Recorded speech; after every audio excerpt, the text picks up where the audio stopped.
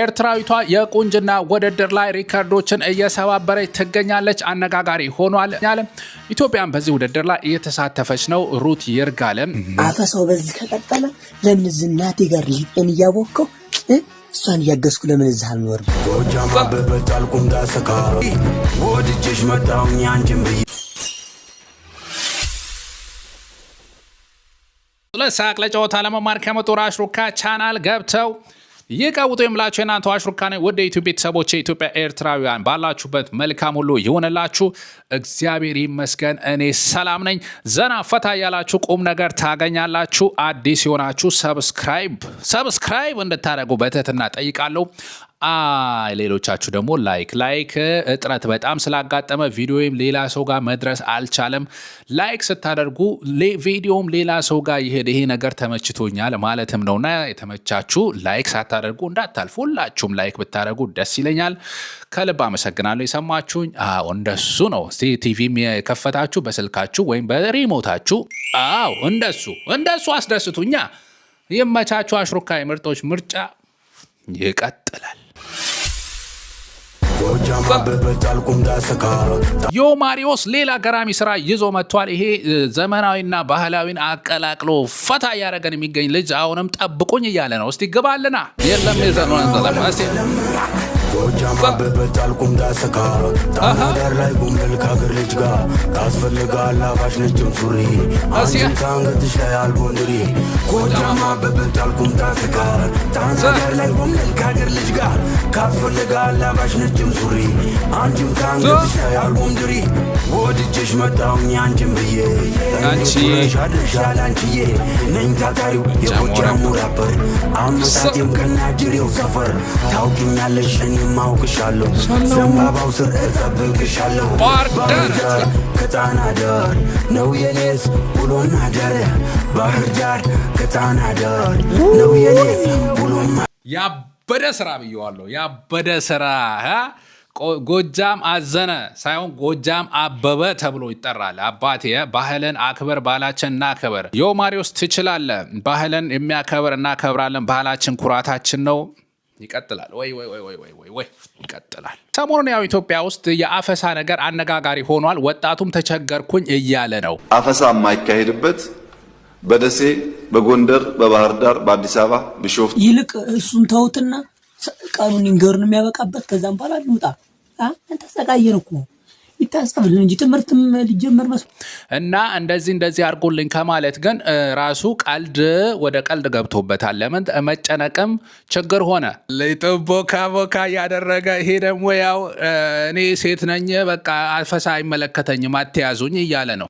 አፈሳው በዚህ ከቀጠለ ለምን ዝናቴ ጋር ሊጤን እያቦከው እሷን እያገዝኩ ለምን እዚህ አልኖርም? እሰይ አሁን ለዚህ ላለችው ኢትዮጵያ ማለት ነው። ወንድሙ ለወንድሙ ጋር ለሚዋጋው አይደለም በከላሽ በሾህ ራሱ አልዋጋም።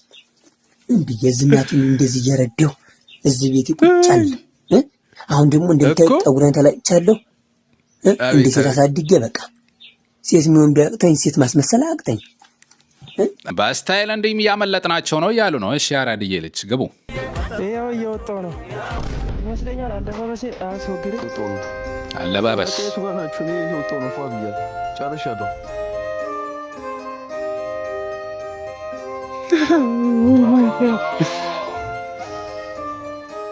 እንደዚህ በቃ ለብሰን ነው የምንሸውደው ነው።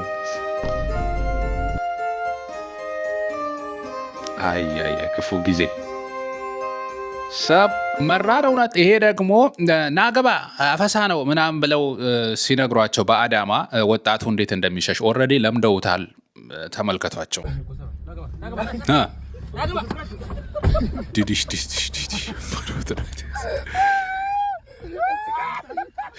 ያረሩ በሳቅ የአፈሳ እያካሄደብን ነው። ወጣቱ እየተማረረ መልእክቱን እያስተላለፈ ነው። ወደዚህ ደግሞ ቀልድ ቀይሮት መልእክታችንን ተመልከቱልን ያለንበት ሁኔታ እያለ ነው እና እያረሩ መሳቅ። ኤርትራዊቷ የቁንጅና ውድድር ላይ ሪከርዶችን እየሰባበረች ትገኛለች። አነጋጋሪ ሆኗል። እንመልከተው። ሚስ ዩኒቨርስ በመባል የሚታወቀው የዓለም የቁንጅና ውድድር በቪየትናም እየተካሄደ ይገኛል። ኢትዮጵያን በዚህ ውድድር ላይ እየተሳተፈች ነው። ሩት ይርጋለም ያው በዚህ ውድድር ላይ እየተሳተፈች ትገኛለች። እህቷን በግፍ ከሰሞኑ ያጣችው ከዛ አስጨናቂ ሁኔታ ውስጥ ወጥታ ዓለም ይህንን ውድድር እየተሳተፈች ትገኛለች። በዚሁ ደግሞ ኤርትራዊቷ ሰኔት ሀብታብ የተባለችው የተወዳደረች ነው። ለመጀመሪያ ጊዜ ነው እንግዲህ ኤርትራ እዚህ ሚስ ዩኒቨርስ የሚለው ውድድር ላይ የተወዳደረች የምትገኘው እና አነጋጋሪ ሆኖ ታዲያ ከፍተኛ የህዝብ ድምፅ ካሁኑኑ እየሰበሰቡ ይገኛሉ።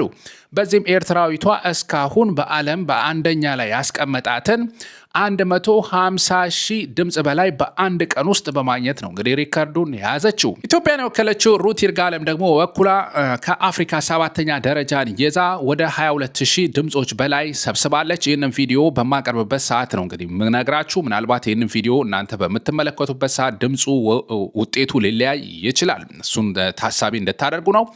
ለማንኛውም ሚስ ዩኒቨርስ የሚለው ሁል ጊዜ ቁንጅና ውድድር ተወዳዳሪዎች የራሳቸው የሆነ የሚይዙት ዓላማ አላቸው። ሩት ይርጋለም በኢትዮጵያ ውስጥ የሚፈጸሙ በሴቶች ላይ የሚደርሰውን ግፍና በደል ያንን አዌርነስ ለመስጠት ለመቃወም ጭምር እየተወዳደረች እንደሆነ ነው። የሀገራችንን ባህል የቡናውን የተለያየ ነገር ያው አልባሳቱን ባህላችንን በአጠቃላይ የሚወክል ነገር ይዛ በመቅረብ ታስተዋውቃለች። ከዚህ ቀደምም ሲደረግ የነበረው ይሄ ነው። We Ethiopians also export different type of coffee to the world, and every flavor that you get in every country's coffee, and we are the birthplace of Arabican coffee as well. በከፍተኛ ድምጽ እየመራች የምትገኘው ስኔትስ የያዘችው ዓላማ ምንድን ነው? ያው ሀገሯን ኤርትራን ከማስተዋወቅ ባሻገር Miss World Eritrea 2026. I was born and raised in Asmara, Eritrea, a place where Muslims, Christians, and our 9 ethnic groups live side by side, embracing one another's cultures and religions. ያደኩት በኤርትራ አስመራ ነው። ሀገራችን በሙስሊምና ክርስቲያኖች በፍቅር የሚኖሩባት 9 ብሔር ብሔረሰቦች ተከባብረው ያሉባት የፍቅር ተምሳሌት ነች። ይህንን እኛ ያገኘነውን የኖርንበት ያለነው ፍቅር ለሌሎች ማሳየትም ነው ዓላማዊ አይነት ነገር ነው የምትለው። My sister Milka was born with Down syndrome, and with her came a question that would change the course of our lives. ሰኔት እንደምትናገረው የታናሽ እህታችን መወለድም የቤተሰባችንን አቅጣጫ ሙሉ በሙሉ ቀየረው ትላለች። ይህም እህታቸው ዳውን ሲንድሮም ያለባት ሆና መወለዷ ነው። በነገራችን ላይ ዳውን ሲንድሮም ማለት ያው መናገርና መማር ትንሽ ዘግይቶ ሊጀምር ይችላል። የጡንቻ ጥንካሬ ዝቅተኛ ሊሆን ይችላል። አንዳንዶች የልብ የመስማት ወይም የአይን ችግሮች ሊኖርባቸው ይችላል። ስለዚህ እህታቸው በእንደዚህ አይነት የጤና ሁኔታ ውስጥ ነው የተወለደችው። ቤተሰባችን በሙሉ ተቀየረ ትላለች። እናቴም በካንሰር ምክንያት ህይወቷን አጣች። በዚህ ላይ ቤተሰባችን ጫና ነበረበት። ነገር ግን በዛ ሁኔታ ውስጥም ሆነን ዳውን ሲንድሮም ያለባት እህቴ እንዴት አድርጋ መማር እንደምትችል ለሷ መንገድ ለመቀየስ ጥረት ስናደርግ ነበረ። ያ ትግል ነው እኔንም ለዚህ ያበቃኝ። ይሄም ደግሞ ለዓለም ማሳየትና መናገር እፈልጋለሁ ነው የምትለው። በእውነቱ ትልቅ ዓላማ ነው እነዚህ እህቶቻችን የያዙት። እዚህ ጋር ኮሜንት ላይ የገባ ኧረ ተው፣ በቁንጅና ተጣልታችሁ፣ በምን ተጣልታችሁ፣ በድንበር ተጣልታችሁ፣ በውሃ በባህር ተጣልታችሁ፣ እንዴት ነው ምስራቅ አፍሪካ? አረጋጉት፣ ሰላም አስፈኑ። እነዚህ ልጆች ራሳቸው በፍቅር ሆነው እንትን እያሉ ያሸነፈ ያሸንፋል። በቃ በህይወት ራሱ እነዚህ ልጆች አሸንፈው ነው እዚህ ቦታ የደረሰ። ኮሜንት ላይ ገብተ ትባላለ። አረጋጋው እንዴ! ለእነዚህ የፖለቲከኞች ብለም እነሱን እየሰማ አእምሯችን ማትበርዘው። በቁንጅና እያየ ተዝናና የሚሉትን ምክራቸውን ስማ። ለምንድን ነው የምትባላ አዳሜ? ለማንኛውም ይህንም ከስር ኮሜንት ላይ የምትባሉ እንዳትኖሩ። እኔ ጋ እዚህ ጋር እንደዚህ አይነት ነገር አይቻልም። አድንቁ። በሀገር በፍቅር ባንዲራችሁን ኤርትራውያንም ቁጭ አርጉት፣ ኢትዮጵያንም ቁጭ አርጉት። አጥለቅልቁልኝ፣ ኮሜንት ላይ ባንዲራችሁን አጥለቅልቁት። ነገር እኔ አልፈልግም። ለማንኛውም መምረጥ ለምትችሉና ለምትፈልጉ miss.1voting.com በተባለው ዌብሳይት ላይ እየገባችሁ እነዚህን መምረጥ ትችላላችሁ። ኢትዮጵያዊቷም ሩት ይርጋለም በከፍተኛ በእውነት ድጋፍ ማበረታታት ያስፈልጋታል። በእንደዚህ አይነት ሀዘን ውስጥ ሆና የሀገሬ ስም ስለሆነ የሀገር ስም ይበልጥብኛል ብላ በጥንካሬ ነው የተጓዘችውና ያንን ሞራሏን ለመጠበቅ እንዲያው ድምጻችንን መስጠት ይገባናል። እህቷ ህልፈት እንደዛ ሆኖ በግፍ ተገላ ያንን ተቋቁማ ለመወዳደር በእውነት እንደዚህ አይነት ቦታ ላይ መገኘቷ የሚያስመሰግናት ነው። ለእኔ ከዚሁ አሸናፊ ነች እች ልጅ እህታችን ሩት። ባታሸንፍ እንኳን በዓለም መድረክ ላይ ህይወትን አሸንፋለች፣ ተጋፍጣለች። ገዳዮችን እጅ አልሰጥም፣ ለእናንተ አንንበረከክም ብላለች። እህቷ ላይ የደረሰው በሴትነቷ የደረሰባትን ነገር ያንን ይዛ ወጥታ እዚህ ጋር መድረሷ ራሱ አሸናፊነት ነው ለኔ ብዬ ነው የምገልጸው። ዋይ ሰኒት ከማይ ቁንጅናይ ከማይ ንግግሪው ጥኡም ዘሎ ዘገብሩ ነገሪው በጣም በቃ ደስ ክብሉ ልጅትዩ በቃ ድምጽ ስጥዩሉ። በተለይ ደግሞ ሰኔት ያው ካላገባች ብድሩኝም ደስ ይለኛል። ይኸው እዚህ ጋር ኮሜንት ላይ አስቸግረውኛል። አሽሩካ አታገባም ወይ ነው ምንድን ነው? ኧረ እኔ እች ልጅ በፍቅር በቃ ወድቅ ያለው እኔ ራሴ በጣም እንዲያውም እጄን ወደ ላይ ብያለሁ። እጅ ወደ ላይ በጣም እኔ በቃ በጣም እንዴ ንግግሯ ምን ጣም ውስጥ ገቢው ነገርም ውጭ ያለው ነገርም ጥኡም ይዩ አደርሱልኝ። በቃ ተርጉማችሁ ኮሜንት ላይ እንዴ ኤርትራውያን ምንድን ነው? ለዚህ ቀን ካልተሳሰብን ለመች ነው የምንተሳሰበው ወገን? ለማንኛውም ይመቻችሁ። ሰሞኑን በኢትዮጵያ ኤርትራውያን ዲያስፖራ ዘንድ አነጋጋሪ አጨቃጫቂ የሆነ ሌላ ተግባር ሰምተናል። ይህም በእንግሊዝ ለንደን የተፈጸመ ተግባርን ተከትሎ ነው። አጸያፊ ተግባር ተከትሎ ነው። An illegal immigrant from Eritrea raped a vulnerable elderly man in the grounds of a church. በእንግሊዝ ሚዲያዎች እንደተዘገበው ኤርትራዊ የተባለ ብሩክ ደሳለኝ በእንግሊዝ ሰሜን ለንደን የ60 ዓመት አዛውንት ጡረተኛ ደፈረ የሚል አሳፋሪ ተግባር ነው። ይህም በእውነት ተግባሩ ራሱ ለመናገርም የሚቀፍ ከባህልም ከምንም ከሞራልም እጅግ የወጣ የዘቀጠ ተግባር ነው። ይህንን ዘገባ ያው ሲዘግቡ የሲሲቲቪ መረጃ አለ። ይሄ ተግባር ሲፈጸም በቤተ ክርስቲያን አካባቢ እንደዚህ የተያዘ መረጃ ነው ተብሎ የተነገረ ነው። ይሄ ዘገባ ሶሻል ሚዲያ ላይ ከተለቀቀ በኋላ ታዲያ ምንድነው ኢትዮጵያ ኤርትራውያን ኮሜንት ላይ አይ ኢትዮጵያዊ ነው እንጂ ኤርትራዊ አይደለም፣ አይ ይሄ ያው ኤርትራዊ ነው ተባለ ሰማችሁ አይደል እንደ ዜናው ላይ እየተባለ ብዙ ክርክር እየተደረገ ያለበት ነው። ይህን ሶሻል ሚዲያ ላይ የተመለከታችሁ ይመስለኛል። ከዛ ባለፈ በእንግሊዝ የሚገኝ በእንግሊዝና አይርላንድ የሚገኘው የኤርትራ ኤምባሲ ብሩክ ደሳለኝ የተባለ ግለሰብ ኤርትራዊ አይደለም፣ እኛ ጋር እንደዚህ አይነት የሚባል ዜጋ መረጃም ማስረጃም የለም፣ መረጃ ማስረጃ ካላችሁ ስጡን ብለው እነዚህ የዜና ተቋማት ላይ ቢቢሲን ጨምሮ እንደጠየቁ ነው ኤምባሲው የገለጸው። ከዚህ ጋር በተያያዘም ኤምባሲው እንዳቀረበው ብዙውን ጊዜ ኤርትራውያን ያልሆኑ ሰዎች የሌላ አፍሪካ ሀገር ዜጎች የጥገኝነት ጥያቄያቸው ተቀባይነት እንዲያገኝ በሚል የኤርትራዊ ነኝ ይላሉ። ኤምባሲውም እንደዚህ ይላል። ከ50 እስከ 70% የሚሆኑት ግለሰቦች ኤርትራውያን ሳይሆኑ ኤርትራውያን ነን በሚል ዜግነታቸውን ቀይረው ለጥገኝነት ጥያቄ እንደሚመዘገቡ ገልጸው የዩኬ መንግስት፣ የአውሮፓ መንግስታት ይሄ ሊጠነቀቁበትና ኮንሲደር ሊያደርጉት ይገባል የሚል መረጃ ሰጥተዋል ማለት ነው። ብሩክ ደሳለኝ የተባለው ይህ ግለሰብ ይሄ አስነዋሪ ተግባር ሰርተዋል ተብሎ ያው እንግሊዝ ሚዲያ ላይ አነጋጋሪ የሆነ ያለው ያው በህግ ታይቶ መረጃዎች ማስረጃዎች ተጣርተው ይሄ ሰውዬ ያው ተገቢው ቅጣት እንደሚያገኝ የሚጠበቅ ነው። ነገር ግን እንደዚህ አይነት አጸያፊ ተግባራትን ማውገዝ ይቀድማል። በእርግጥ ብዙ ሰው ያው ማንነት ላይ ነው ትኩረት እያደረገ የነበረው።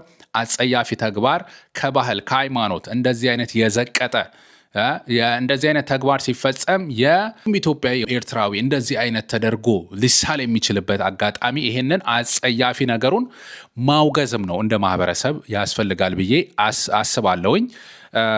ለማንኛውም ሰሞኑን አነጋጋሪ ከነበሩ ጉዳዮች ነበሩ።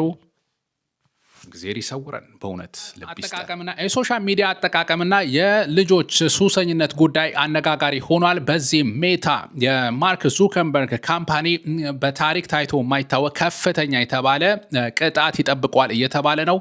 ከ200 ቢሊዮን ዶላር ይላሉ አንዳንዶች፣ ሌሎች ደግሞ $1 ትሪሊየን ዶላር ቅጣት ሊጠብቀው ይችላል እየተባለ ነው። ጉዳዩ ምንድነው?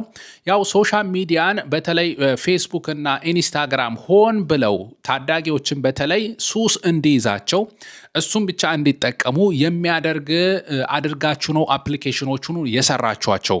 ይሄም ደግሞ ሆን ብላችሁ ያደረጋችሁት ሰው ሆን ብሎ ታዳጊዎች ሱሰኛ እንዲሆኑ ያደረጋችሁ ስለሆነ ወንጀለኛ ናችሁ የሚል ነው። በአሜሪካ 30 ስቴቶች ወደ 30 የሚጠጉ ስቴቶች ክስ መስርተዋል። ያው ብዙ ጊዜ ማነሳላችሁ ነው የሶሻል ሚዲያ የታዳጊዎች ጉዳይ እንዴት ነው ትካተላላችሁ አትካተሉም? በተለይ ልጆች ህፃናትም ከፍተኛ ጥንቃቄ ማድረግ ያስፈልጋል። የአእምሮ መዛባት፣ የትኩረት ማጣት ብዙ ችግሮች እያስከተለ ያለ ጉዳይ ነው። በተለይ አንዳንድ ቤተሰብ ልጅ አልበላ ሲሉላ አይፓድ መስጠት፣ ስልክ መስጠት ነገር ውስጥ የተገባበት ዘመን ላይ እንገኛለን። እንደዚሁ በቃ ብዙ ነገር ነው ያለው። ብቻ ሶሻል ሚዲያው ሆን ብላችሁ ያንን እያደረጋችሁት ስለሆነ አንፋታም ነው እንግዲህ ፌስቡክ እየተባለ ያለው። ይሄም ለምሳሌ ስክሮል በቃ ዝም ብሎ ስክሮል እንዲሆን አውቶማቲካሊ ስክሮል እንዲሆን በቃ ቀጣይ ሰው እንዲመለከት ይህንን አይነት ነገሮች ፊቸሮችን ማቆም አለባችሁ። አንዳንድ እነሱ የሰሯቸውን ፊቸሮች ሶሻል ሚዲያ ላይ ማቆም አለባችሁ ነው። አንዳንድ ሀገራት ያው ከ16 ዓመት በታች ያሉ ልጆች ሶሻል ሚዲያ እንዳይጠቀሙ ወይ ደግሞ ሲጠቀሙ የወላጅ ክትትል እንዲደረግባቸው የሚል አይነት ህግ አጽድቀው ተግባራዊ ያደረጉ አሉ። ለምሳሌ እንደ አውስትራሊያ ከ16 ዓመት በታች ያሉ ታዳጊዎች በቃ ሶሻል ሚዲያ እንዳይጠቀሙ የሚል ከልክላለች። እስካሁን ድረስ እንደቀጠለ ነው። አንዳንድ ሀገራትም ያው ያሰቡበት ነው ወይ ክልከላ ለማድረግ ዝግጅት ላይ ናቸው። እና እንደዚህ አይነት ነገር እየተሰማ ያለበት ሂሪንግ ተካሂዶ ፍርድ ከተሰጠበት ከፍተኛ ቅጣት ይጠብቋል ነው የተባለ ያለው። ፌስቡክ ግን እኔ ያው ሜታ እያለ ያለው እኔ ማርክ ዙከርበርግ ሰው ሱሰኛ እንዲሆን አይደለም አድርጌ የሰራሁት እያለ የተከራከረ ነው። ለማንኛውም ወላጆች፣ ታዳጊዎች ተጠንቀቁ። ሶሻል ሚዲያ እና ሱሰኝነት በጣም የከፋ ደረጃ እየሄደ ነው። ቤተሰቦች ተጠንቀቁ ለማለት እወዳለሁ። ወደ ዩቲዩብ ቤተሰቦች ለዛሬ ያቀረብኩላችሁ ይመስል ነበር። ዘና ፈታ ያላችሁ ቁም ነገር እንዳገኛችሁ ተስፋ አደርጋለሁ። በሚቀጥሉ አዝናኝ አስተማሪ ፕሮግራሞች ከምንገናኝ ድረስ አሽሩካ ምርጦች ምርጫ ነበርኩኝ። ሰላማችሁ ይብዛልኝ። ኢትዮጵያ ኤርትራ ሁላችሁም ከልብ አመሰግናለሁ ስለምትካተሉኝ። ሰላም ቆዩልኝ።